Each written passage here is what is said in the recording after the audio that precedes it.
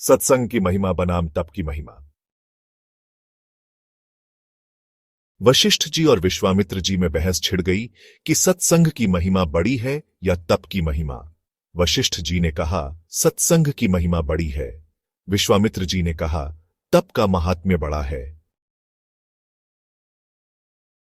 जब बहुत देर तक निश्चय न हो सका तो दोनों विष्णु भगवान के पास पहुंचे और अपनी अपनी बात कहने लगे। विष्णु भगवान सोचते हुए, दोनों ही महर्षि हैं और दोनों ही अपनी अपनी बात पर अड़े हैं। शंकर भगवान ही इसका सही उत्तर दे सकते हैं। अतः दोनों शंकर भगवान के पास पहुंचे। शंकर जी के सामने भी यही समस्या आई। शंकर भगवान ने कहा, मेरे मस्तक पर इस समय जटाजूट का भार है, अतः मैं सही निर्णय नहीं कर पाऊंगा। आप लोग शेषनाग के पास जाएं, वो ही सही फैसला कर सकेंगे। दोनों महर्षि शेषनाग के पास पहुंचे और अपनी बात उनसे कही। शेषनाग जी ने कहा, हे ऋषियों, मेरे सिर पर धरती का भार है।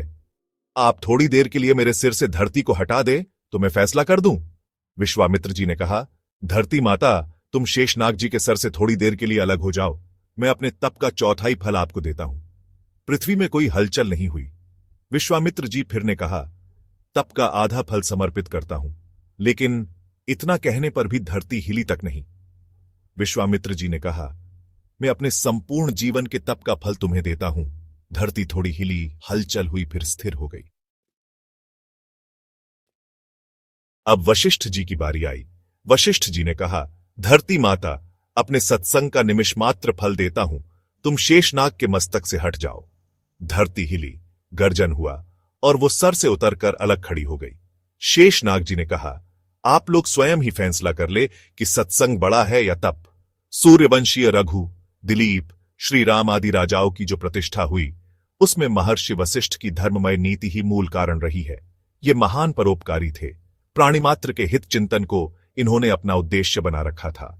यूं तो इनकी जीवनचर्या ही धर्मनीति का आदर्श रही है, तथापि इन्होंने मनुष्यों को अपने आचार धर्म का परिपालन करने के लिए उत्तम सीख दी है। उसके लिए वशिष्ठ धर्मशास्त्र नामक एक ग्रंथ ही बना डाला। यह भक्तमाल कथा का अंश है, जिसे ठाकुर जी को अवश्य सुनाएं। हमारे मुख्य श्रोता श्री कृष्ण और राधा रानी हैं। कृपया इसे अपने मित्रों के साथ साझा करें, चैनल सब्सक्राइब करें, बेल आइकॉन दबाएं और लाइक कर हमें प्रोत्साहित करें। हमारा उद्देश्य भक्तमाल कथा का प्रचार प्रसार करना है। जय श्री राधे गोविंद।